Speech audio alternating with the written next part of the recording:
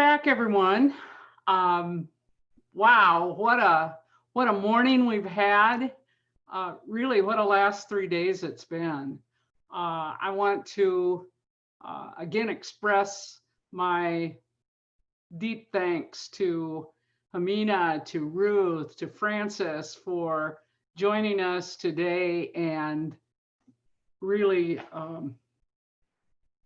bringing alive the equity questions. And I don't know about the rest of the group here, but myself, I had so many ahas in the last 2 hours that we've got a lot of work to do. I've got a lot of work to do. And I think I'm probably representative of most of us in the room. It's been an amazing conference. And I want to, before we move along, I want to thank our sponsors, our partners, our conference committee, our speakers for really all pitching in and really creating a first for all of South Dakota, at least for our after school group. It's been a great experience, and it's technology has seemed to work just great. And we've been able to get folks together in one place without spending a lot of money on travel and lodging and meals, and still be able to come away with some really good nuggets that we can hopefully bring back to our communities and to our staffs. So, as we reflect back on the last 3 days, I remember the emotional roller coaster that I personally was on the first day with trauma-informed care, and the really highs and excitement and kind of surprising statistics that we were presented with, along with the call to action. And then yesterday with our call to action with our STEM movement and the great things that we have coming out with our TMC labs and the emphasis in science and engineering and technology that South Dakota is about to embark on. And now today, to really kind of ground us into, looking at where we are culturally as programs and as individuals, and where can we go from here and how can we grow from this. Again, it's been quite a ride here for the last 3 mornings, and I appreciate your taking this ride with us. You will be receiving in the next few minutes an evaluation in your emails, so please look for that. If you don't have it by 1:05, look in your junk mail. It may have accidentally popped through a spam filter or something, but you'll be getting you'll be receiving an evaluation link. We'd love for you to give us some great feedback. You'll have an opportunity to comment on all of the sessions, whether you were there. We'd like feedback on this venue. Did you think it was worth having the resource hall? Did you think it was worth having the forum? Did you like having this kind of a gathering? What worked for you? What didn't work for you? We need to know it all. First time we've ever done something like this. And of course, we want to make sure we do it right if we do it again. So we need your feedback. And again, thank you in advance for that. So to bring us home, I'm going to invite our guests, Hamina and Ruth, to close us with kind of some reflections of today.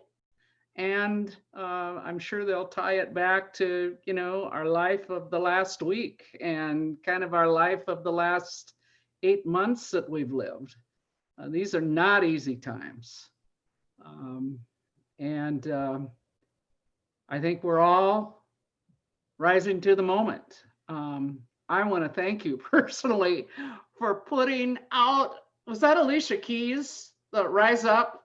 I don't know who sings it, but I mean, I just absolutely love that song, gave me goosebumps, all the right chills.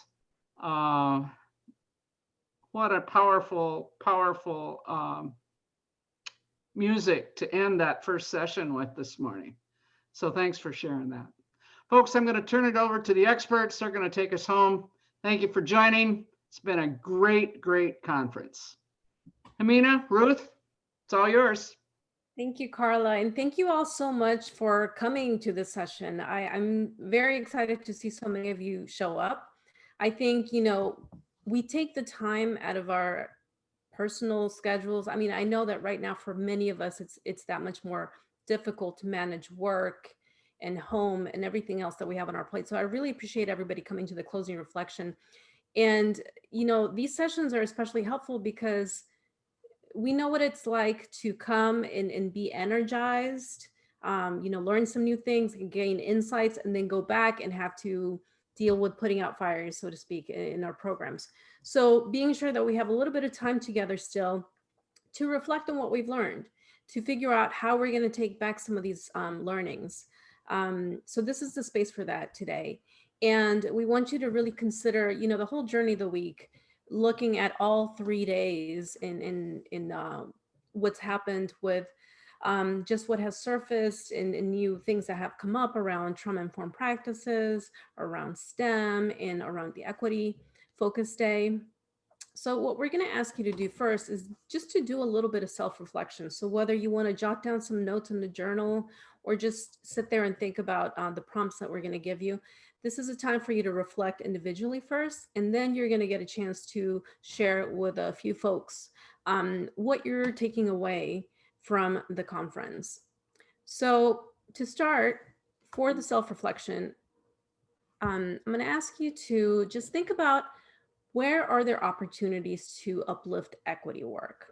So some of you were in the program session where you really delved a little bit more deeply into what it means to support young people in their cultural identity development.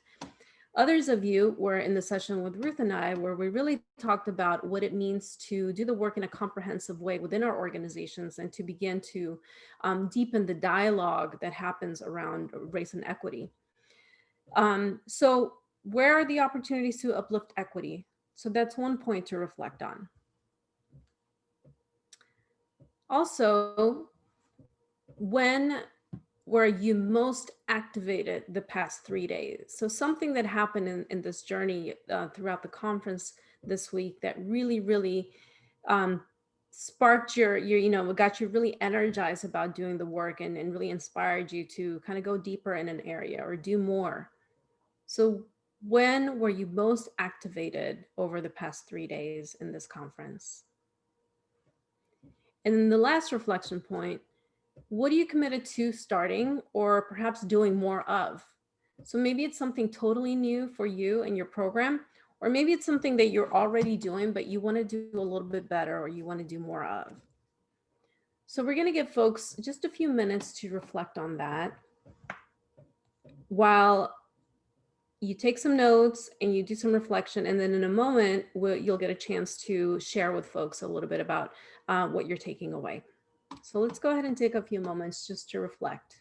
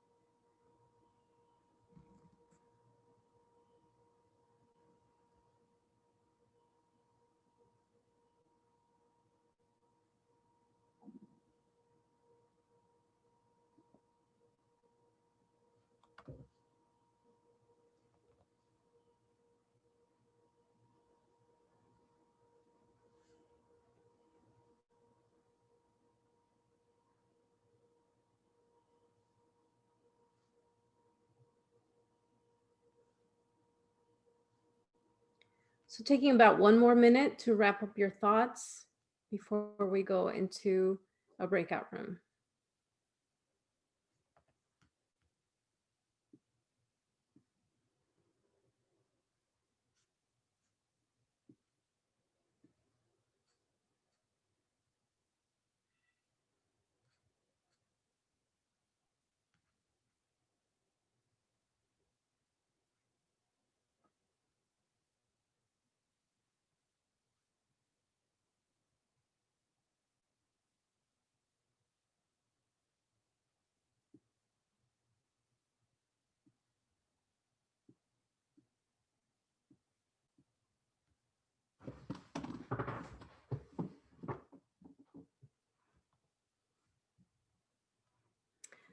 So, taking some of the notes that you just took from the self reflection around what you've gained this past week and what you're feeling maybe renewed about, just also in terms of equity and bringing that into your work more intentionally.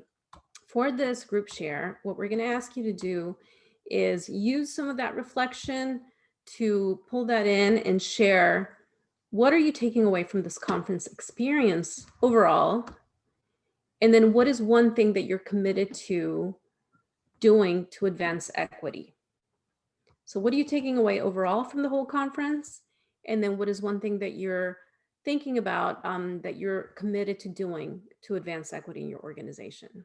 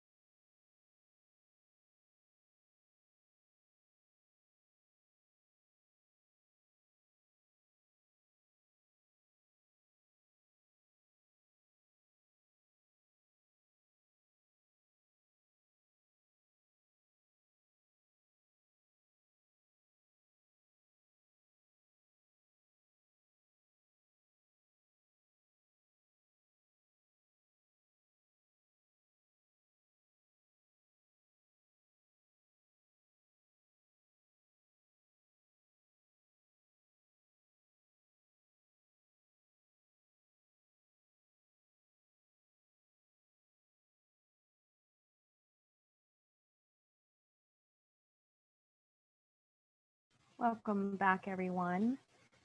I hope you enjoyed your last chat with each other. I know it was a highlight in the breakout that we had in the workshop session we had. So I just want to invite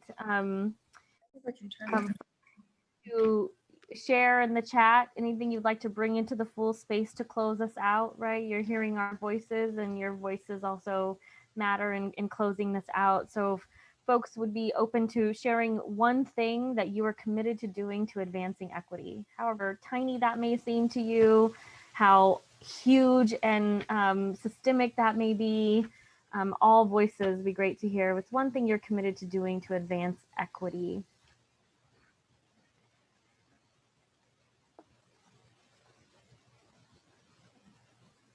And feel free to also like verbally type in. It doesn't have to only be on the chat. I would like to see more diverse literature. Right. More diverse literature. Thoughts on how we make that happen in your area? I'm sorry. I said thoughts on how we make that happen? Something you need to help make that happen? Well, first, I can request certain books to be ordered in the library. Thanks, Angela. You're welcome. Appreciate it. Others? You know, what we have access to in terms of information makes a world of a difference in terms of what we think's out and about around us and in what matters. A couple voices in the chat. Amber's program talking right now.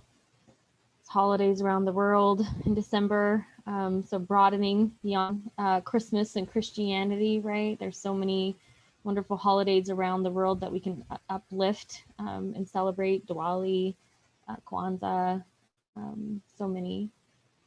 Program is lacking diversity, so it's a great way to bring that in, right? And it's a start. It's a start. It's not only about covering holidays, but it can be an entry point for folks. Hosting some fireside chat. So we've got our state leadership here saying, let's keep this focus on equity. Let's keep focus on culturally aware and responsive programs. And so that means a lot to have state leaders that are saying, we're going to also pave the way and keep this conversation open, because it'll help all those who also want to do this work to lean in to state leadership and say, if it's happening at the state level, we're doing it at the local level. So that can be really helpful. So thank you for your commitment. Giving opportunities for students to share who they are and where they come from. It's so powerful. It's stories that ultimately move us, right? Even when we do legislative work, there's so much pressure to give the data, right? And we did that as well because that's needed. And it's really, you know, going back to what the infamous quote around, people won't remember what you said and what you did, they're gonna remember how you made them feel, right?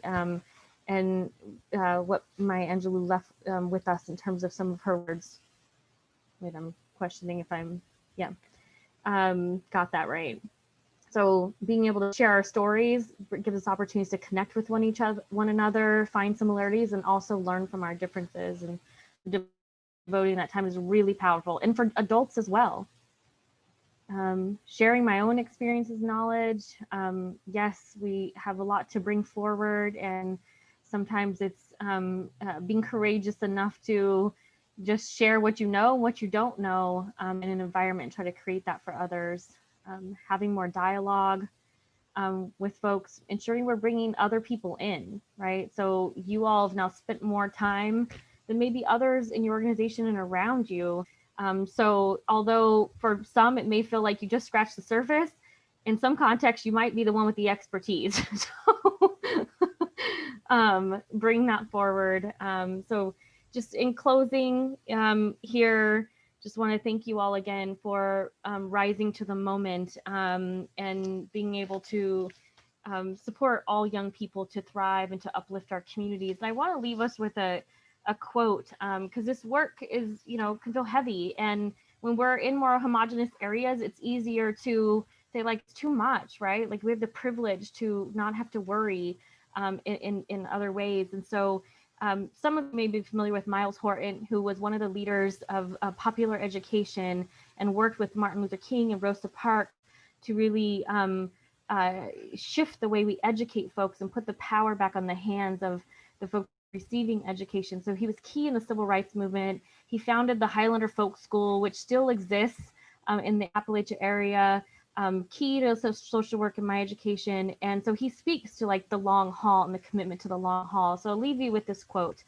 I had to turn my anger into a slow burning fire instead of a consuming fire. You don't want the fire to go out. You never let it go out. And if it ever gets weak, you stoke it, but you don't want it to burn you up. It keeps you going, but you subdue it because you don't want to be destroyed by it.